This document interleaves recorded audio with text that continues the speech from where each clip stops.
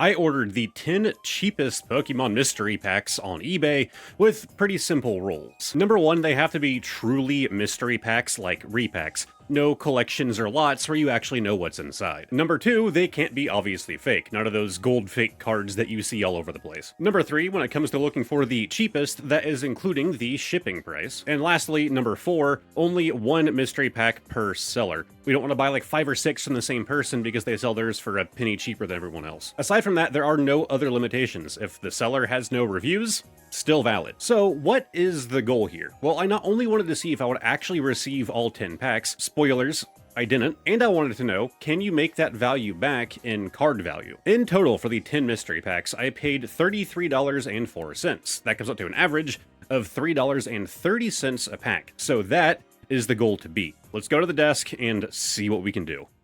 Alright, so here's our first mystery pack. Now, it's worth noting, I don't know what the value of this one was. Was this $2? Was this $6?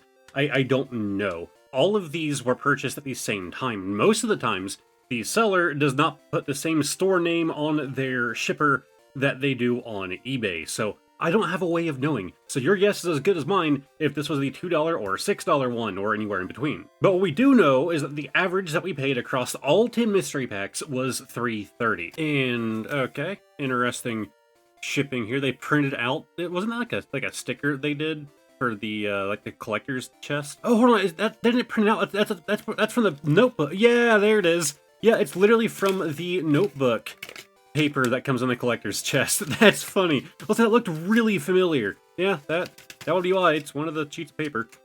All right, so our mystery cards. We have an Ambipom. Okay, we're getting a little bit older here. Going back to 2019. What is that?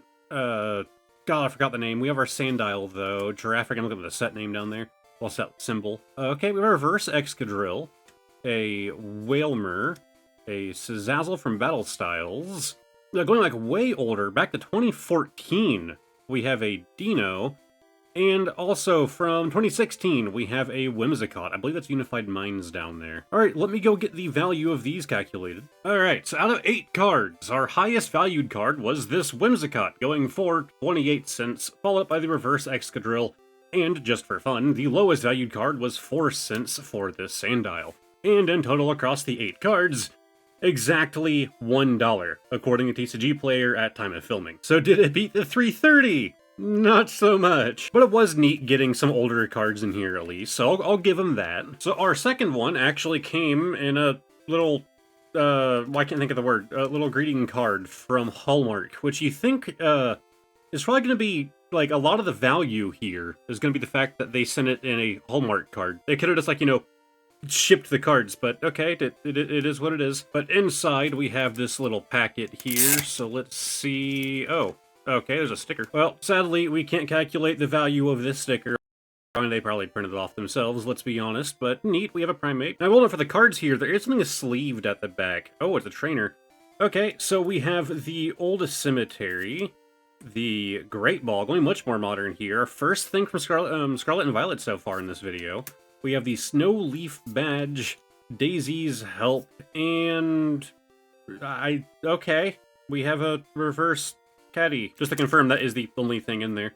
Okay, well, that's definitely worth sleeving. Alright, so here we had 5 cards in total, with the highest valued one being the one that was sleeved, being a whopping 16 cents. Then, actually tied for second place is Daisy's Help and the Old Cemetery for 10 cents, and our lowest one is the Snow Leaf Badge for 6 cents. So what does that mean? Well, our total was 49 cents. So also not quite hitting that 3.30 mark. That's right, we got more to go, and this one feels like it's got a bit more heft to it. Yeah, we have what might be a larger pile here. But let's pull that open. Okay, well, if it'll let me. And we have a pincer. Okay. Hippodon, Baneri, Badoo. We got a lot more going on here. The Team Star Grunt, the Shroomish, Zangoose, Fiddle, Rushing Hammer, and a Spiritomb. Going back a little bit. That's a Lost Origin, I want to say. Alright, so that was a whopping 10 cards in total, with the highest value one actually being this Badoo from Prismatic Evolutions for some reason. But it's 22 cents. Then we have the Spiritomb for 15 cents, and our lowest was this little 3-cent Baneri. And our total for these 10 cards was 88 cents. How are we just getting worse? How are we just going further downhill? There wasn't even a reverse in this one. I will note this one is interesting. They actually hand wrote the address and everything on this one, so I'm guessing this is not a full-time seller by any means. That, or they really have good durability with their wrist when it comes to writing, because I couldn't do that. Anyways, they sent in another larger sleeve here, so they like double sleeve that one up. We have the Fletchling from Evolving Skies, Applin from Evolving Skies. Okay, one of the Fate sets, we have the Horsey. Not a terrible reverse. We have the Flapple, and okay, we have an actual holo, our first actual holo from Paradox Rift. I should note there is a Cosmos holo version of this as well, but this is not the Cosmos holo. Alright, and here we have 5 cards. Our highest value one is actually none of the ones that have a holo effect. It is just this Flapple, which is going for 16 cents currently from Evolving Skies. But it's actually tied with our Horsey from Shining Fates, so not too bad. Then of course that means our second place card is actually going to be a Brubonnet, and our lowest value came from this Fletchling, being 5 cents. All in all, 5 cards, 62 cents. Alright, so we've done 4 of the mystery packs so far, so let's move on to... oh, I can't. Yeah, that's all of them. Seriously. 4. Only 4 of the 10 packs showed up at my door. Now, some of you might be thinking, but Seeker, these are like going to be lower priority for the sellers. Like, you need to give them more time to send them out. 3 months. I gave them 3 months. Today, the day this video goes live, is a few days over that 3-month mark. Those packs aren't coming. So what actually happened here? Well, firstly, as I mentioned before, I don't have a way to know which sellers sent me their stuff and which didn't. They were all ordered at the same time, they tend to use different names on the actual envelopes, yada yada yada. On top of that, a majority of these mystery packs straight up said in the title, sometimes in the description, that they don't provide tracking for this product. And can you really blame them if you sell a pack for like $2? Do you also want to pay for tracking on that? Probably losing money at that point. Now, one of the 10 packs cost me $6.53. It was my second most expensive pack, and that seller actually did the right thing. They were one of the 6. They issued me a refund. Again, I didn't know who to contact, so I didn't reach out to them at all. They realized they couldn't complete the order, so they sent me a refund. So that actually means that we can lower our standards. This was one of the more expensive packs out of this whole thing. So instead of $33.04 that I paid because of the refund, we are now going off of $26.51. That also means that the goal to beat for each pack was also dropped down from $3.30 down to $2.94. Yeah, we still didn't beat on any of them. So with the goal to beat of $2.94 on average across every pack, we should be seeing an average higher than that if you want to meet our threshold. Well, you might have been paying attention to the prices I gave throughout the actual unboxing there. What was the total? $2.99. So between 4 of them, we managed to barely beat the goal of what they should have all been doing on average. Instead, our average value was 74 cents. In case you're bad at math, that's not a great deal. So let's get the value argument out of the way. Let's try and figure out what actually happened here. Now imagine that you are running a small eBay store and you sell one of your mystery packs for $1.70. Is that really priority for you? It's $1.70. That is a tiny profit margin. You probably have a busy life. You have a job, maybe you have a family.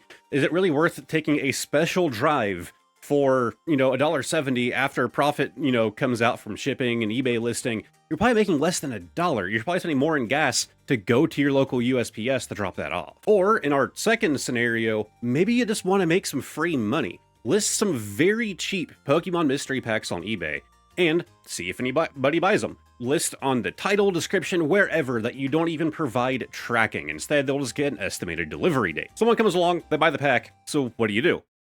Nothing. You don't have to do anything. You don't have to have packs prepared. You don't have to own a single card. You just need to have a photo of cards, or even in some cases, like a little mystery box looking thing. You can say that you shipped it out, and that's it. Now, from the buyer's point of view, they spent $2. They're probably not only spending that $2 that day on eBay. They probably picked it up because they're doom scrolling through eBay, and they're like, oh, that's a fun waste of $2. We'll see what I get, and they move on, right? They're probably waiting for the actual thing that they ordered on eBay, the reason that they were on the site in the first place, to arrive. There's a good chance that they're just going to forget about it.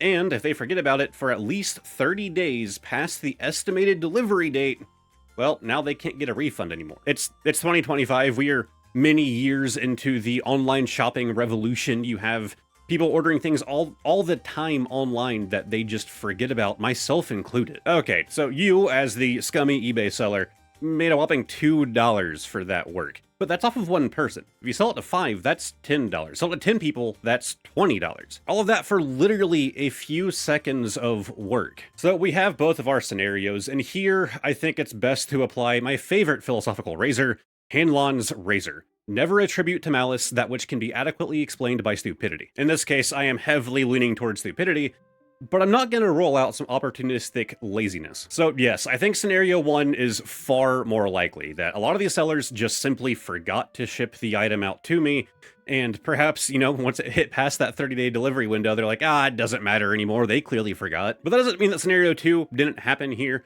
Again, we had 6 sellers that didn't actually send me my product. One of them gave me a refund, with 5 sellers remaining. I'd say 3 or 4 of them probably just forgot, but I'd say at least one of them was doing fake listings. Now, none of that is actually a forgiven thing. Rather, you're doing it to scam people intentionally, or if you just simply forget. The onus is on you as the seller to actually ship out your product. If you're taking people's money, I don't care how little it is. If the profit margin is so low that it's not worth even shipping it out, then it's not worth listing in the first place. Now, of course, me as the buyer, the onus is also on me as well, right? I should know if my package is arriving, especially within 30 days of the estimated delivery date. But of course, I ordered all 10 in one go, thinking that I would have a video out on that in like a week or two, and didn't expect it to end up being that 6 of them would never arrive after 3 months, because I was entirely too optimistic. So yes, I should note, none of this was the plan for this video. I actually remember talking to my wife about this. Like, I don't know what I'm going to do. It sounded like a fun idea. Like, I'm going to see if I can't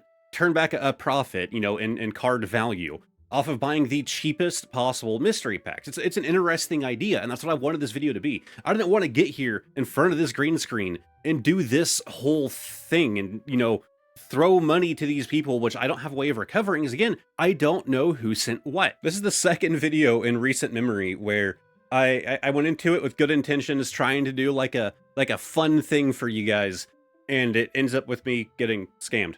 The second time, like, this month. So I still want to note, if those sellers were just being lazy and they were to have actually shipped those out, could we have made a profit, right? Because a lot of the times when you're buying these expensive mystery packs, your odds are kind of lower, but I've always imagined, like, if you're selling a cheap mystery pack, there is no reason it shouldn't beat the value that you're selling it for, right? Like a $2 mystery pack, right? There is no reason that you can't beat that $2 value.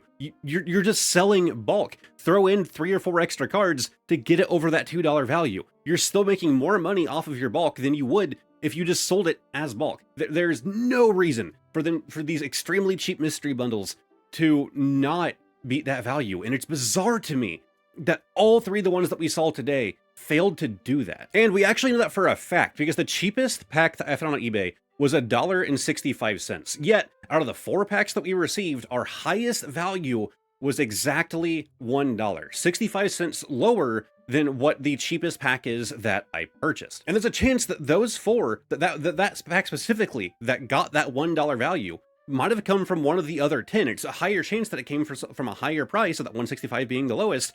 There's 9 other options that one could have been. Either way, terrible margin for my end. So if you're ever doom scrolling eBay and you find one of these little mystery packs, don't buy more than 1 at a time. Just pick one up. Because if they don't actually end up sending it, well, you can keep track of, hey, I never actually received it, and file for your refund. It might not even be worth your time. That's probably another thing that those scammer people are actually wanting to do, is like, oh, they probably remembered, but it's $2. Are they going to go through that whole refund process for $2? If I had to imagine, they're probably heavily banking on that.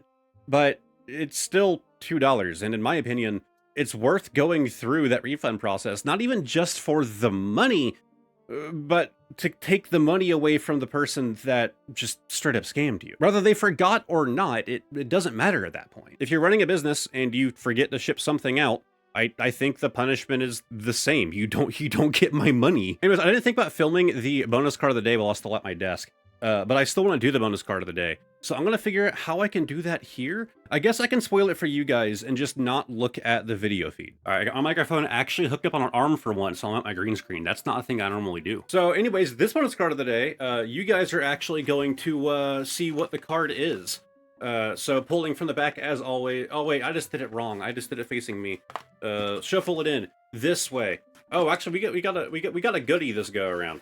We got something in a hard sleeve. Can you guys see what it is? I can't. So now I have to play guess the year based on the condition of the back. Which again, you guys can't see. This is really jank. This is super jank. Why am I doing this?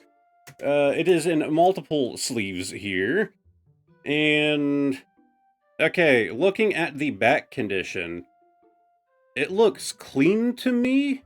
There's like a little bit of dimple right here. I'm gonna say 2023.